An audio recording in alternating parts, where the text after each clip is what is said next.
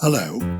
The train now arriving at platforms 6, 7, 8, 9 and 10 is coming in sideways.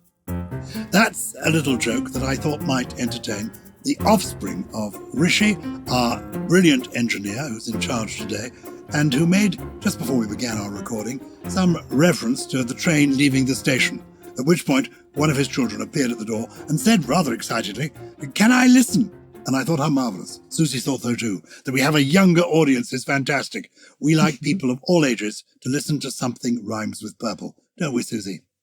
We do, although I'm not sure how Richie will feel about being called Rishi, because I think there's only one Rishi around around our parts. I think it's these new cute teeth that I'm trying. Forgive me.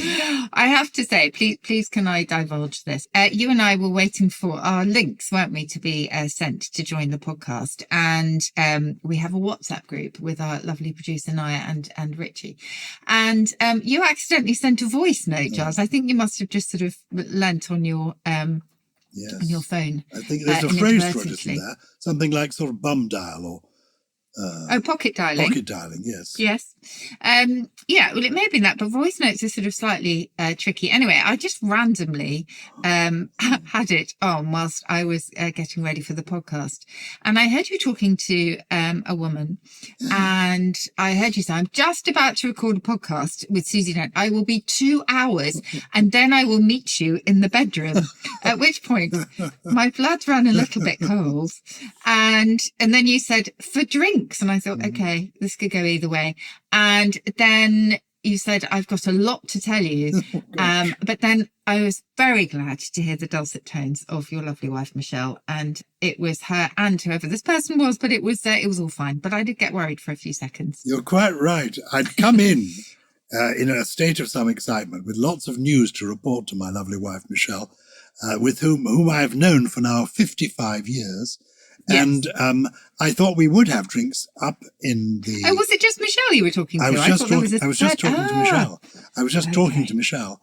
And, but from the other side of the kitchen, holding my computer, holding the microphone, holding everything, and my notes, and my collection of poems for choosing a poem during the course of the podcast. So this was all happening on my way down to the basement. The basement. Exactly. At least I didn't say, "See you down in the dungeon," which I might have done.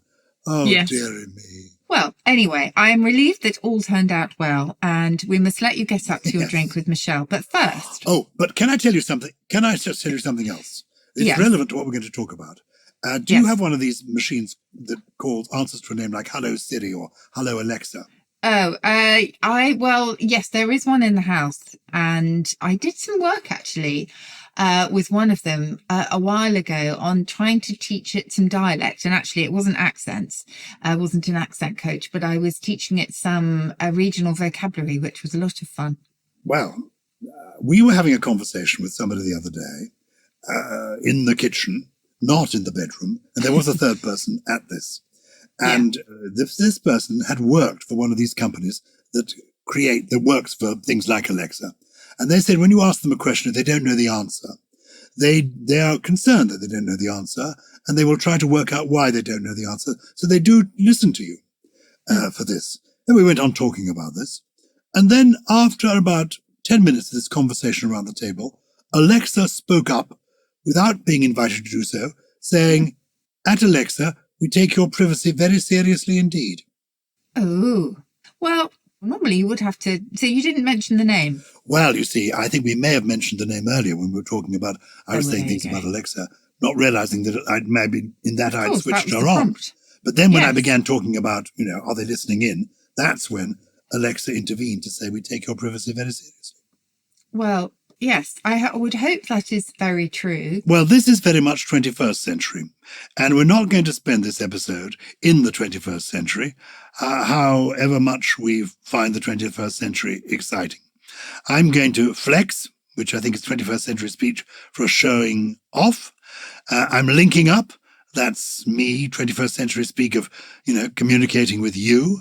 And I'm quite gassed, which is excited, because we're going to be talking about 20th century language, aren't we?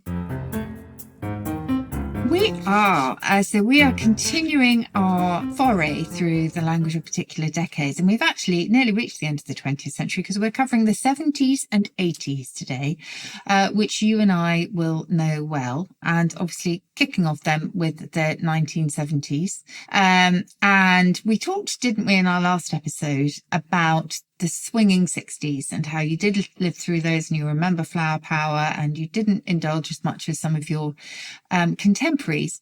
But in the 70s, we see, as so often, you know, it's such a pendulum really in terms of the way we live. We go from one extreme to the other. The reaction to that kind of decadence and liberality, I suppose, set in. And so, you know, it was very much not the 60s. It's the kind of anti-60s that this decade. Yeah. It got good things in the 70s, I think. Mm-hmm. Did ABBA first arrive in the 70s? Yeah, they did in Eurovision with Waterloo. And yeah, it did have good things because in some ways this was the first green decade, or at least it was the growing realization of what we were doing with our planet. And when we baby boomers came of age, isn't it? Yeah. Because exactly. baby boomers are people born in the baby boom that really took place after the Second World War. And am I right that the word baby boomer was coined in the 1970s? Yes, 1974, although baby boom is from the 1940s. Later abbreviated to boomers. And as you say, post-war generation grew up and, you know, people began to realise that actually there was money in them and politicians realised that there was quite a lot of leverage to be had in this. But just going back to the green side of things, it still wasn't plain sailing. And actually, you find the word eco-freak. So there was quite a lot of cynicism here. People talked about them as having smiley faces, as though they indeed were the kind of hangovers of the hippies of the 60s. Forgive me, what does the eco freak? What was that standing for? Ecology or ecology? Yeah. Ah, interesting. And what does ecology as a word mean traditionally? Ecology is all about nature, isn't it? It's all about conservation and it's about the natural world. So it's a branch of biology, really, and it deals with living organisms and their environment. So, you know, pretty crucial. Ecology first mentioned, I think, towards the end of the 19th century. And eco itself is actually, I think, from the Greek meaning a dwelling. So it is very much rooted in our environment and the place in which we live. Fine. Okay. So we exploring ecosystems is the science of ecology, or rather the other way around. Okay. Absolutely. So eco-freak, why is it associated with then the environment particularly? Because you can be exploring ecology across the piece, can't you? Well, I think it is all about environment. It is about the place we live in. Okay. And so it does make sense talking about our environment in that way. But energy crisis, I think, is a word that gained a lot of currency. Gas guzzler, another one. Renewable. I mean, we talk so much about renewables these days. And CFCs made a bit of a what are they? Ominous debut. Do you remember CFCs? Is that a sexually transmitted disease of some kind? No. A CFC is a chlorofluorocarbon. First recorded actually in 1947, but really came into popularity in the 70s. And these cause damage to the ozone layer. So do you remember when there was a big and correct fuss about antiperspirants and various sprays that contained CFCs, so they became banned really. So aerosol propellants, and also I think in the plastics industry. And it really wasn't until we became aware of the dangers that we began to throw this term about. Was it in the 1970s that there was an enormous hike in the price of oil? This rings a bell because, you know, I like to say I've met everybody. I do remember meeting somebody called Sheikh Yamani. Mm-hmm. And I think he was in charge of something called OPEC, which was in the Middle East, the Arab countries. It was their sort of, I was going to say their cartel, but their group that agreed the price of oil. And Sheikh Yamani, I met him to interview him about this extraordinary period where the price of oil rocketed in the world. Yeah. And we talked about these ESPs that you're talking of. What was it? Not ESP? CFCs. Yeah. CFCs. And he, Not extrasensory perception. he told me that he made his own perfume. And yes, and he produced some perfume, this man, and he invited me to run my fingers through his hair. And I then had hair in those days, and he then applied some of his fragrance, some of his perfume to my head. So like a pomade. Yes. Did you look a bit like Hercule Poirot? I felt a bit like Hercule Poirot. Anyway, that's Sheikh Yamani. That is the 1970s. Go on. I'm loving being reminded of this period. Tell me more. So we also, of course, we can't think of the 70s without Thatcherism. So 1979 is when this comes out. Thatcherite a bit earlier, 1976. So those are Margaret Thatcher's policies as opposed to those of earlier Conservative leaders, and usually used with a snarl, I would say. Not always, but in retrospect by lots of people. It's interesting, isn't it, that Thatcherite was, I suppose, applied to people who were devotees of Thatcher while she is in opposition in 1976. And this is the end of the Harold Wilson, James Callaghan government that she defeats at the end of the 70s. And as you say, Thatcherism, maybe with a negative tone, though of course she was elected and then re-elected and then re-elected again. I'm interested that words come in so early, because you didn't have before that, did you, Wilsonism or Callahanism or even Heathism? That maybe you had Heathites, I don't know. But such was her impact, for good or bad, that you did have Blairite. So certainly that was. And I think you had Blairism to an extent, didn't you? Yes, you did actually. So we'll probably come on to that. It's the mark of somebody who makes a mark, and also who stands the test of time. I mean, both Tony Blair and Margaret Thatcher were Prime Minister for 10 years and more, which is quite unusual. Yeah. Yeah. Yeah. How interesting. So that was about, and I tell you what's quite interesting as well is the emergence of possibly the most popular and enduring suffix of our time to be discussed.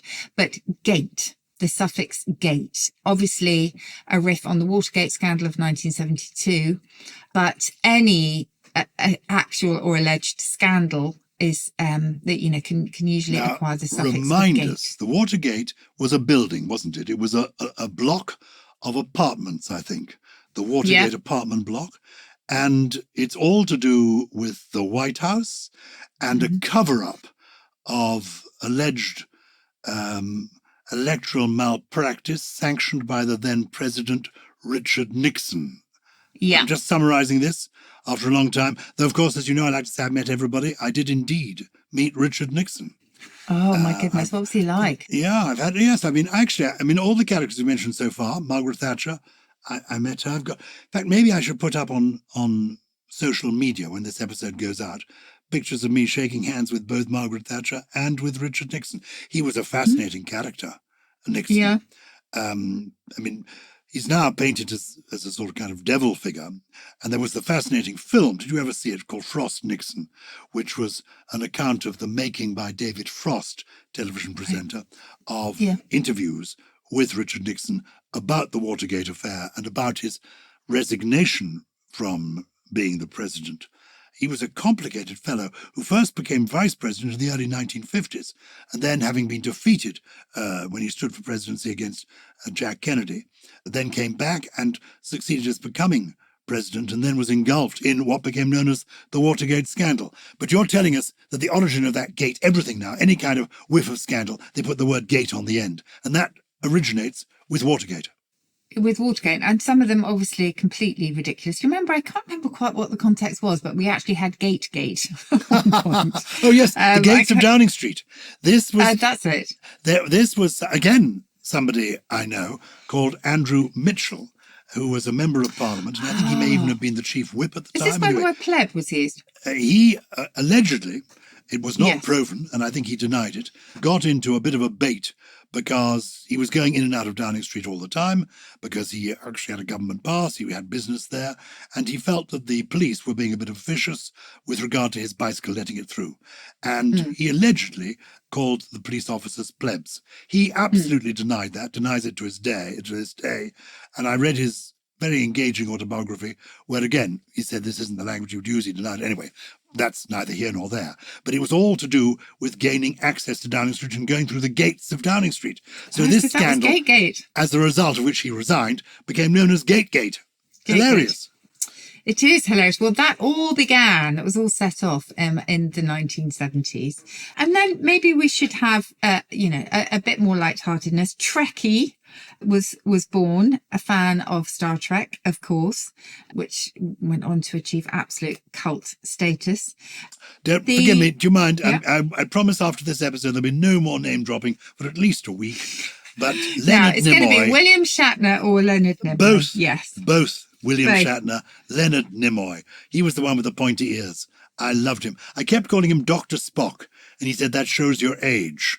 He was Mr. Spock. Dr. Spock was a pediatrician who wrote a famous book in the 1940s and 1950s and 1960s, several editions of it, about childcare. And people of my vintage, we brought up our children using Dr. Spock. So when I met Leonard Nimoy, Mr. Spock, I inadvertently called him Dr. Spock. Well, the Trekkie was born in that decade. We have the first pop festival. We have the Pope Mobile. The first pop festival, forgive me for interrupting. Well, not the first one, but the first use of that expression. Wow. Yeah. So the legendary example of that is Woodstock, isn't it? That was 1969. And probably thanks to that, in 1970, people started to talk about pop festivals. Now you're going to tell me that you were actually at Woodstock as well. No, I wasn't. Okay. I wasn't. I've been to Woodstock, if you mean the place in, is it Oxfordshire or Buckinghamshire? I've been there, where the Duke of Marlborough has Blenheim Palace. But Woodstock, the festival, sadly, that I missed out on. I think there was a lot of mud and noise. It wasn't my kind of thing. Oh, well, we also have politically correct. PC. How interesting. Yeah. So PC, I think, came a little bit later, but in 1970, we have the first records of politically correct. I think PC is mid-1980s. But again, I think people still talk about political correctness very, very often. So that was one that certainly lasted. We have Supermodel, of course. And I say, you say, of course. Who was the first supermodel? I would have thought the first supermodel would be somebody like Twiggy, who became internationally famous, globally famous, and was a model, and is super in the 1960s. But the phrase supermodel is not until the 1970s. That's interesting. No. And I'm trying to think, there was Margot Hemingway, who was absolutely beautiful. I'm just going to log into the OED, actually, and the Oxford English Dictionary, and who the supermodels were. Yeah, because it was really in the 80s, wasn't it, that we have people like Claudia Schiffer and, Yasmin Le Bon, Cindy Crawford, etc. Okay, so you will be happy to know that Supermodel, the very first record of it, has been antedated, actually, to 1967, and it goes like this. It was recorded in the New York Times. Twiggy's favourite answer is, I don't know, which seemed as good an answer as any to such press conference questions as, what's it like being a supermodel? There you go. Wonderful.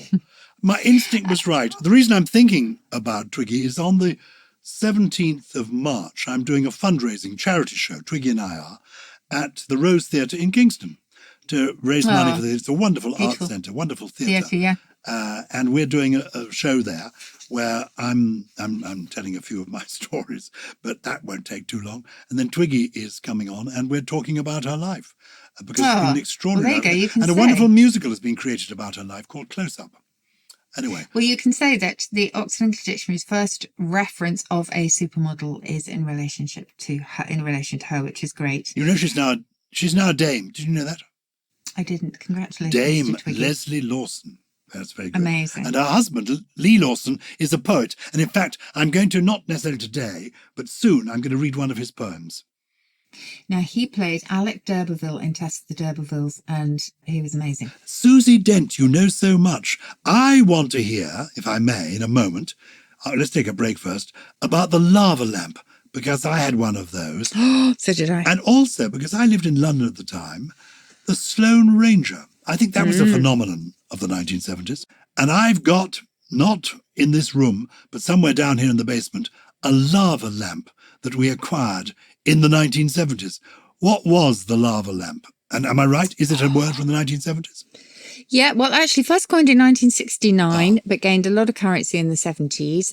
So I think most people will know what a lava lamp is. They are very mesmerizing. So this is an ornamental lamp that has a glass chamber, doesn't it, containing this kind of viscous liquid, and all this brightly coloured liquid is kind of suspended, and it kind of rises and sinks, doesn't it, and is constantly changing shape, and that is all activated by the heat emitted from the bulb, which is at the bottom of the lava lamp. But they are absolutely brilliant. I did actually try getting one again to sort of relive that nostalgia, but it wasn't quite the same. No, it's never quite the same. No, but I loved it. And the Sloane Ranger, Yes, you're absolutely right. That is 1970s. First recorded around 1975 by the Social Observer, and commentator, if you remember, Peter York. indeed. He was still around, very much Yeah. so. He is, in fact, a friend of mine. Good man. Well, it was reformed essentially by replacing the Lone Ranger, who was popular hero of westerns, wasn't he, with Sloane as a riff on Sloane Square. It's on the border of Belgravia and Chelsea in London, two extremely expensive areas of the capital. And it was actually introduced by Peter York, but I think it was coined by a sub-editor on Harper's and Queen. But it was thanks to him in an article in October 1975 where he defined it as well. And he brought out the official Sloane Ranger handbook. And essentially, Sloane Rangers were conventional, upper class, fashionable, and had a very distinct wardrobe, didn't they? They did. I can picture the scarves they put around their heads and where you tied the knot under your chin. And they talked in rather a Sloaney way. In fact, we then get things like talking in a Sloaney way. Sloaney would now be a word because of Sloane Rangers, I imagine. I don't think anyone uses that anymore because the reference is completely lost on younger generations. But yes, frilly blouses, pearls. For women, it was sort of midi-length skirts and flat loafers, I think. Would we say that young Diana, who later became Princess of Wales, she would have been a young Sloane Ranger? I think absolutely she was in her early days, and then, of course, became an absolute fashion trendsetter. So she moved away from that. But in those very famous photographs where she was pictured in the nursery that she worked at, looking after all those children, she definitely was in a very distinct Sloane Ranger outfit. So the reason that a phrase like Sloane Ranger and a word like Sloaney would be in the dictionary is not because they're being used now, but so that people 100 years from now can actually, if they come across it, can look it up and discover the phenomenon that then existed in the 1970s. Is that absolutely. That's why it has. That's what the dictionary is all about, really. It is charting language from its very beginnings to now, and indeed ever more into the future. And it is so valuable as a historical record from that point of view. Yeah. Now, the Sloane Rangers were succeeded by another group of people called the Yuppies. Now, they were young, upwardly mobile people, and yuppie. Are they from the 70s or are they from the 80s? I kind of associate Yuppies with the 80s and more New York for me, don't you think? Oh. Rather, I would say New York, Yuppies, and what was the other one? Was it Yeppies as well? And what were the Yuppies? I can't remember what Yeppies were. There were Buppies as well. I don't know. There were all sorts of things. So Yuppie 1982, I think, is our earliest looking at this. As you say, young urban professional. And there were lots of riffs on this. And in one description here, it talks of them basically aspiring to vigorous self-advancement, jogging and BMWs. Very good. But yes, you're absolutely right. So that was a decade later, which indeed we're going to come to, which we should do now before we run out of time. Yeah, we've got to rattle through this. This is more interesting than we thought. Well, we better do it today because we promised that we would. So give me some more. Okay, well, we have money. Yeah. Money. This is the decade of money. This, as it were, Yeah. is some people who would be negative about it, but this is the era of Reaganomics. Am I right? Yeah. Ronald Reagan Yeah. has become the president of the United States. Margaret Thatcher is riding high in the United Kingdom. And in the city boys are talking dosh, money. It's almost, well, we're almost even allowed to worship money. So that's the idea. So there will be words associated with this. But of course, there was a huge amount of disparity between those who had and those who didn't have. And again, Thatcherism is very much kind of remembered in that context, isn't it? But yes, we had all of that going on. And we had, you know, as well as the menagerie of bulls and bears and stags in the stock market, there were other metaphors like a white knight, golden hello. Oh. All of those things. Maybe we've done this. We could do a whole thing on the financial slang. Yeah, we probably should. Because actually. you used, or I used the word just now, dosh, but that's an old word, isn't it? Meaning money. That's 50s. Oh. Yeah, that's pretty old, that one. Yeah. And I think that one actually, I know you're going to ask me where it came from. It sounds to me like it might be Romany. Let me have a look. 1953, origin unknown. Oh, but it just helpful. sounds like it might have a load of dosh. origins amongst the Roma community. Yeah. But yes, we should do. This was also the age, as well as the cell phone, which began to make its mark. The filofax. Remember the filofax? I had a filofax. Me too. And I had a cell phone that wasn't a cell. It was as large as a brick. I mean, it literally was as big as a brick and as heavy as a brick. Those original portable phones. Extraordinary. Yeah, I was. I didn't think I had one until the 1990s, if I remember rightly. Of course, you're young. There was a myriad new dances, styles of music. It was moshing. There was all these things. Oh, what happened with moshing? Moshing, body popping, moonwalking. Oh, moonwalking. You know about moshing? I know. I want to know about. And moonwalking, I do know about. And yes. I'm not telling again my Michael Jackson story. I'm so sorry. No. Write in if you want me to tell it again, but I'm not going to. I don't know about moshing and the other thing you mentioned. Okay, so to mosh, there's a mosh pit, or I don't know if it still exists, but when you go to certain gigs. So it's to dance really frenetically and slightly violently. So it's to kind of deliberately coincide with other people. So you're kind of headbanging, really. You're kind of slamming into other people. And didn't they lift you up? 1983. They lifted you above the mosh pit and sort of handed you about, and you fell into the mosh pit. This is now quite like. Has that happened to you? No, possibly in my dreams. Nor me. But who knows? No, never happened. Nor me. No. And also, very sadly, definitely worth pointing out that one of the key facts of the decade was AIDS. And by the late 1980s, you know, we all knew the lexicon of AIDS, much as we became very familiar with the language of COVID, and we started talking like, you know, experts talking about R numbers and various things. So it was with AIDS. Is AIDS an acronym? Abbreviation, or is it an abbreviation? Exactly, an initialism. So AIDS itself is from acquired immunity deficiency syndrome. Thank you. Because it is a retrovirus that affects your immune system. So by the end of the decade, we sadly knew about, well, not just HIV, but AZT or AZT, as it became known, which was, you know, a drug that tried to combat it. Obviously, drugs nowadays are absolutely amazing, but not so much then. And it was a very tragic decade, as with the 90s from that point of view. Safe sex, we started to talk about. Good grief. Safe sex didn't exist before. I mean, the phrase didn't exist before, because I know it did. Because have I ever talked to you about bundling? We've talked about that, haven't we? Yes, I think we have. Good. No, safe sex was around as a phrase from 1968, but it really, really came into its own during the AIDS crisis, for sure. As a public service podcast, we should do a whole episode on safe sex, I think. Susie Dent. You know my joke about the threesome, don't you?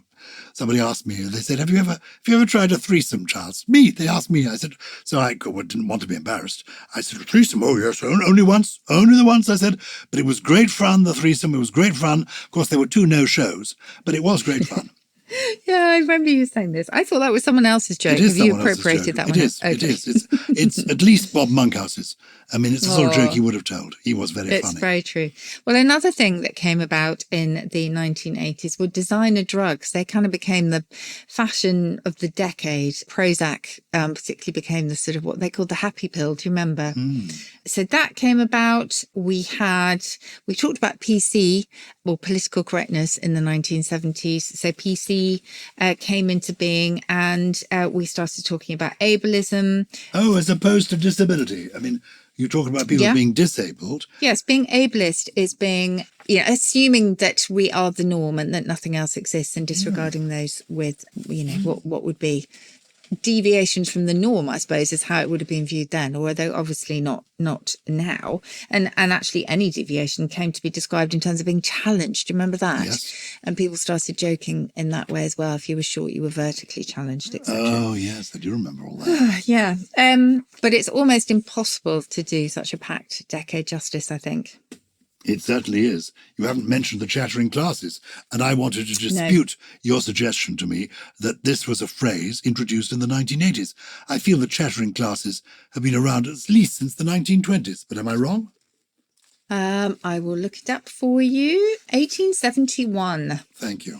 Members of the educated metropolitan middle class, especially those who utter self-assured expression of liberal opinions about society, culture, and current events. Good. But again, I think we have to look at when you're looking at the distillation of a decade linguistically, you have to look at the words that really came to the fore as well as those that were actually coined in that decade, because sometimes it does take them a while to bed in. Okay, I accept that. Good. Oh my goodness, there's one thing that we cannot leave now, and we need to get to the correspondence, but the internet. Oh my goodness. The internet. Oh, well, I mean, there's a whole language, isn't there, of the internet and the whole, the microchip revolution that was brought about by it. Oh, I think we should devote, if we haven't done one already, a whole show to the internet.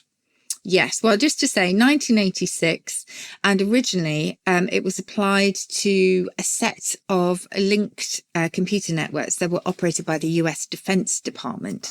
And the global computer network that we know today evolved out of that. Oh, that's wicked. Wicked! Is that wicked meaning good? That means bad. Yeah. Is that a 1980s turn of phrase? I think it was, actually. Yeah, 1984. That's sort of traditional. I shouldn't say traditional because it's anything but the very typical flipping of good to bad and vice versa. It's funny. Had you asked me, I would have put it together with bling, which was definitely 1990s, and we will get onto that. But no, 1984. Brilliant. Well, look, if people are listening and they have subjects that they'd like us to cover, like we've done the words of the 70s and 80s today, a little bit superficially, I think, when we got to the 80s. But if there's something you'd like us to talk about, you can write in and say, yes, do an episode on safe sex, or do explore the language of money more thoroughly. Just get in touch and tell us what you'd like us to be talking about. I promise I will not overdo the name dropping next time, but Susie Dent will be here with all the proper answers, as she is this week. People who've communicated with us have written to us at this address on the internet. It is purplepeople@somethingrhymes.com. Purplepeople@somethingrhymes.com. Who has been in touch this week, Susie?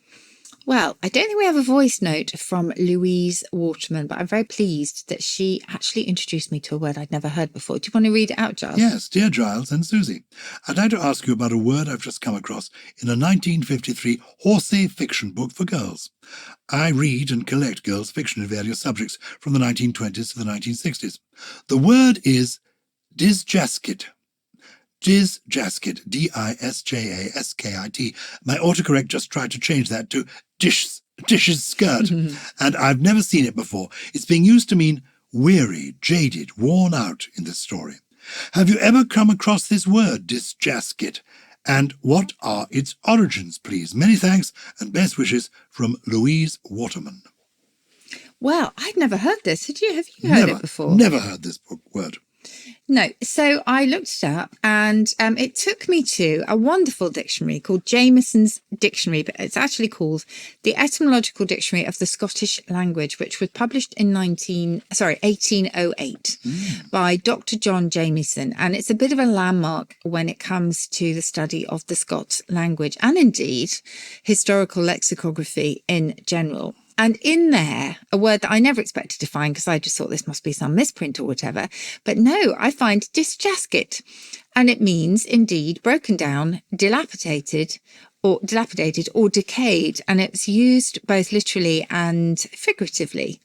And the first record that they have here, 1816, as they say, the first broken, disjasket-looking road. Now, as for its etymology, not quite so simple, but they think it might just be a corruption of dejected, because there was a synonym for dejected that existed for a while, which was disjected. And the ject bit in both of those is thrown. So if you were dejected, you were kind of thrown out of yourself, if you like. You are crestfallen, you know, with the idea of being sort of falling down. So disjasket, a very Scots rendition of dejected. Brilliant. Gosh, Yeah. you know so much, and if you don't know it, you managed to research it for us. Well, it was a fun explore. Now, I think we do have a voice note for our second question. Dear Susie and Gyles, my husband, 9-month-old son, and I are huge fans of your podcast and are also hopeful that flattery will help us get our question answered.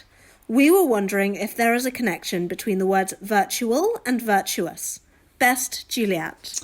Well, before you answer that question, may I say how right they are to let their 9-month-old son listen to the podcast, because there's lots of research that shows if you introduce language, usually it's poetic, rhythmical language, because that's easier to absorb, but language of any kind to young children, it actually helps them learn to speak sooner and better, and even, there's research on this, read and write sooner and better. Isn't that extraordinary? It is, absolutely. And also in the womb, I think. Yeah, so definitely. not just after birth, but also before, which is just absolutely fascinating. Well, and it's a brilliant question. And it has quite a complicated answer, but I'll try and keep this as brief as I can. So the words virtual and virtuous are indeed part of the same family, and their origin may surprise you, Juliet, because it actually goes back to the Latin vir, V-I-R, meaning a man, because the first to be considered virtuous and strong and of moral rectitude were, of course, men. One of the many, many examples where a word has swapped genders.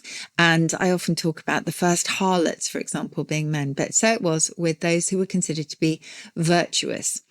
Now, if you take it right back to its very, very beginning, you will find it possibly linked to a word meaning a stick. And with apologies to your 9-month-old son, for this, that stick may indeed be a phallus, because the idea is that this definitely belongs to the male community. And then it was, abstracted as manliness in general. And it is kind of all sorts of human virtues.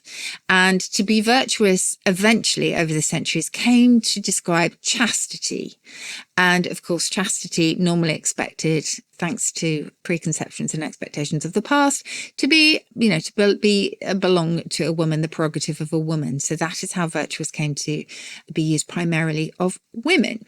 But it didn't stop there, because virtue also came to mean the power to influence and to sort of express your essential entity. So I suppose, going back to those early metaphors of the stick, etc., maybe it was the idea of the kind of seminal essence of something. So that kind of explains, I suppose, both virtue and virtuous and their very strange journeys. But when you get to virtual, you have to sort of see that the idea is that it is the essential entity, the source of everything, but then with a twist. And it's almost as if we've deconstructed virtual again to mean the opposite of the essential thing. Because if something is virtually right, it's not really quite right, but it's kind of good enough. So it's almost like we've taken it back a step to mean that it's not quite the essence of something, but almost. And when we talk today about virtual reality, we're talking about a representation of reality that is almost and really, really close to being exact, but not quite.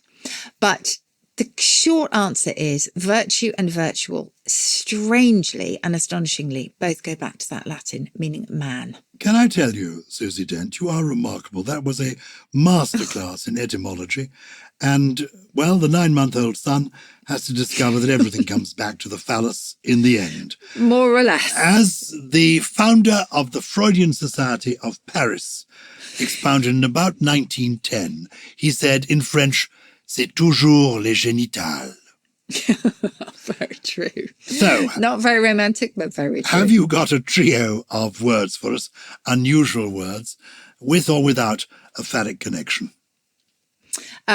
I do, and without. And this one also has nothing to do with anatomy, although you might think it sounds like it does. It's bagass. Oh my It's not gosh. badass, but it's bagass. Is it French?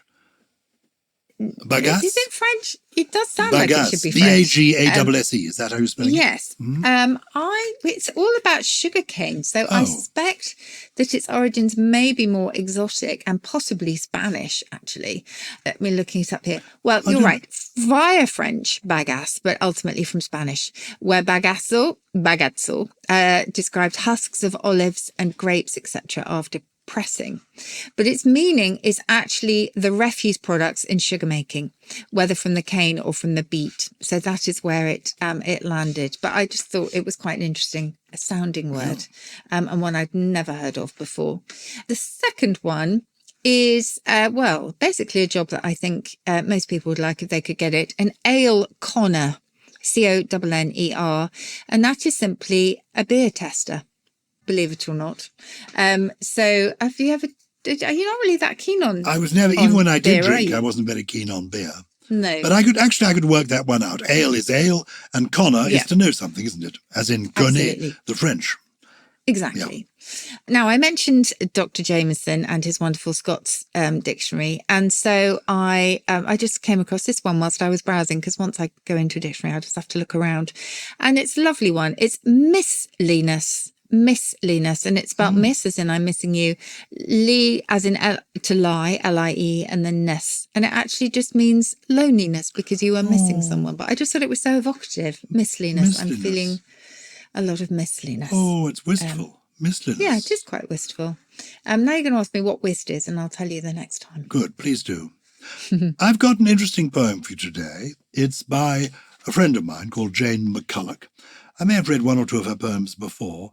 She's writing a memoir now, an autobiography. She's a remarkable person. She's a writer, but she has been a theatre and opera director. And I'm thinking of this poem because a lot of people at the moment, I think that I meet, are feeling quite edgy. They don't like the way the world is. My own wife, Michelle, has stopped watching the news or listening to it on the radio, and indeed has banned newspapers from our house. She doesn't want to see them.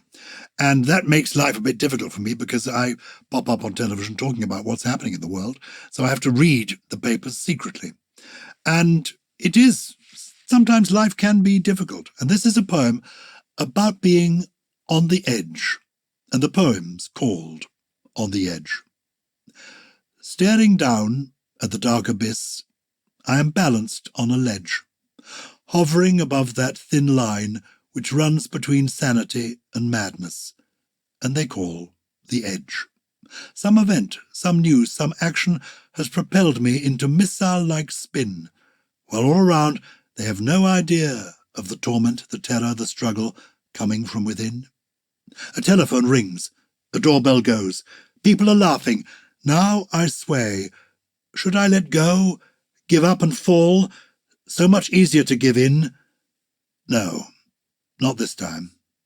Not today. Gosh. Quite a poem, isn't it? It is quite, and I think a lot of us would recognise. I think a lot of people, emotions. I recognise it. A lot of people will recognise On the Edge. They're written by Jane McCulloch. Lovely. Thank you for that.